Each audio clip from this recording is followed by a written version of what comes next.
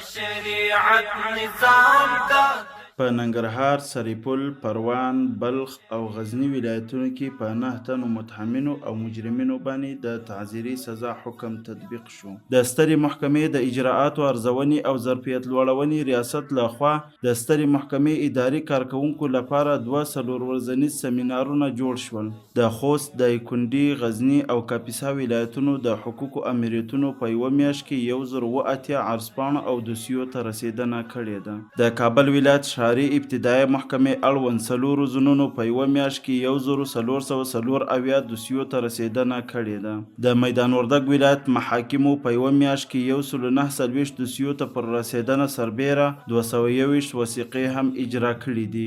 د سمنګان ولایت محاکمو په 2 اونیو کې 155 دوسیو ته پر رسیدنه سربیره 115 وثیقې هم اجرا کړي دي.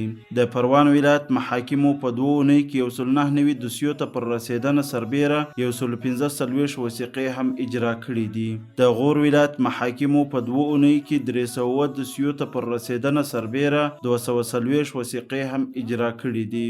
د بغلان ولایت محاکمو په یوه میاشت کې 209 دوسیو ته پر رسیدنه سربیره 115 وثیقې هم اجرا کړي دي.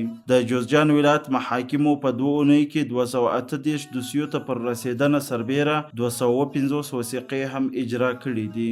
د تخار ولایت محاکمو په یوه میاشت کې 842 دوسیو ته پر رسیدنه سربیره 518 وثیقې هم اجرا کړي دي. د بدخشان ولایت محاکمو په یوه میاشت کې 409 دوسیو ته پر رسیدنه سربیره 215 وثیقې هم اجرا کړي دي.